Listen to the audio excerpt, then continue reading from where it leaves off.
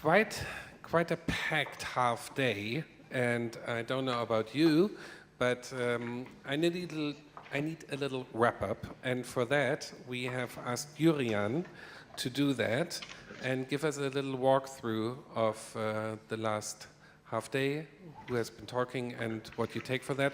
And also, I must say, Jurriaan was our sort of the thinker behind that whole conference, and thank you very much for that already. Okay.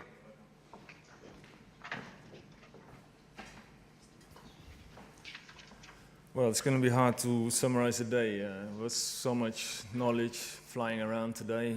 I will try. First, I want to thank everybody for their very interesting and valuable contributions on both sides of the Atlantic. I think today has shown that the UAV sector is a fast-growing and innovative and global sector. In preparation for the conference, we looked up some numbers, of course, about the UAV sector. I think it's the numbers that show how quick this sector is really growing. Just to distinguish by consumer and commercial drones, I looked at the sales of commercial drones. In 2016, 100,000 shipments were done. According to Business Insider, this is going to grow in 2021, there's going to be 800,000 shipments a year. Then on the consumer side, consumer drones, this is even more staggering. We had 2.2 million shipments in 2016, according to Gartner, which is a research firm. And this is going to grow in 2021 to 29 million shipments. These are fantastic numbers, really big numbers. And if you compare that to aviation, just look at the number of commercial and private planes worldwide. They're estimated at 20,000 to 40,000 in total. So what does it mean? I mean, it means it questions our current airspace model, and it challenges our regulatory status quo. It raises basic questions like, do autonomous vehicles deserve a place in the sky? And how do they mix with traditional airspace users? And then perhaps a social aspect as well. Do we want a sky filled with drones?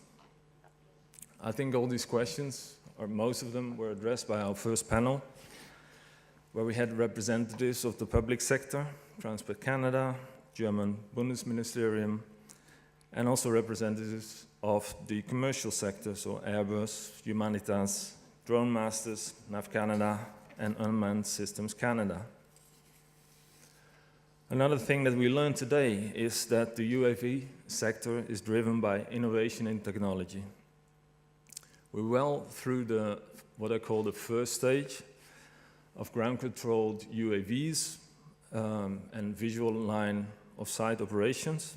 And we're now entering this second stage of autonomous UAVs beyond visual line of sight operations, which requires intelligent drones and networked operations. We had very nice contributions from Polytechnique, Montreal in this respect, Hanseatic, Aviation Solutions, Humanitas Solutions, Reiner Stemmer, Aero, and Airbus. So the big question is, what are we doing this for? And I think the relevance of the UAV sector lies in the applications. So autonomous flying vehicles are being introduced in sectors that are traditionally dominated by other means of transport and technology. Where things can be done cheaper and better with UAVs, why not do it? Examples are parcel and cargo delivery, which is traditionally done by car, train, plane, or ship, which can now be taken over partly by UAVs. Transport of people, ground taxis versus air taxis, this is a possibility. Monitoring and surveying, which is traditionally done by plane or satellite. This is also where UAVs can come in handy. And For instance, we had a very nice example of Infotech regarding navigation. And along with all these applications, we also get these support products and services. These are the products that make it manageable and safe to operate UAVs in the sky. So we had very nice presentations from MAMAP in this respect, Fresh Air Educators, and UAS Center of Excellence. So I think we can all agree that the contributions of today have shown opportunities for transatlantic cooperation. The UAV sector is a global sector, just like aviation, and it's a very fast developing market. Just look at the rise of activities in the UAV sector and look at the large number of mergers of UAV-related companies. Companies are clearly looking to expand their portfolio and offer a more complete set of products and services, which means that cooperation might not just be a nice to have, but it must also be a necessity.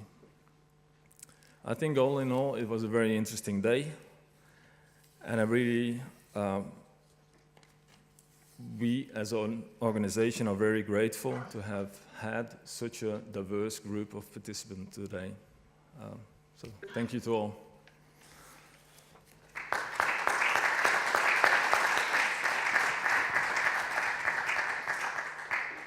Thank you, Jurriaan. And I'm calling to Christina.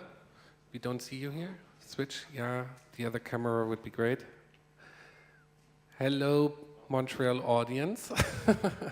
Good to see you last time. We are over with the formal part of the conference. Right in Berlin, it's already pitch dark out there, and we will migrate now without drones, but walking and taxi to the Bremer state representation, tasting beer from Bremen, which is also nice. You will be having Bavarian beer here, perhaps later, which is even better. No, this is just partial. But thank you very much from my side. This was a very interesting day. Thank you, Christina and Hannes. I don't see you now, but I think you're there. What's happening now in Montreal? Our technician is out of the room.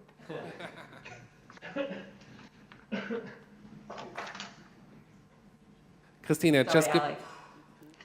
you, Go ahead. just tell us what's happening now in Montreal. Well, we're going to have our networking lunch, actually. And after that, we're going to Humanitas. We met Abdul this morning, so you might be able to be our leader, actually, to walk there. I think it's not far from here. But first, we'll have our networking lunch, of course, and later on, and I think that's what you meant by Bavarian beer, we're going to have our networking reception after the site visit. So see you at Humanitas first, and thank you very much. And back to you, Alex. Thank you very much, Christina. I could go on moderating with you another session, but that will have to wait for the next year.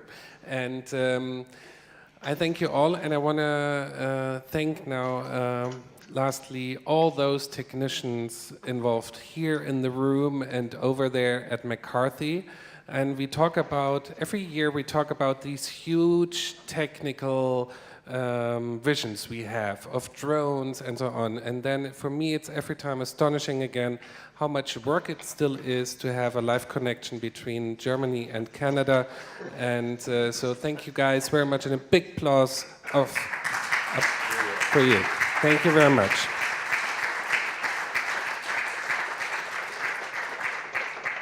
And that said, we go now for the beers and you go for lunch. Okay, bye-bye Montreal. Bye-bye.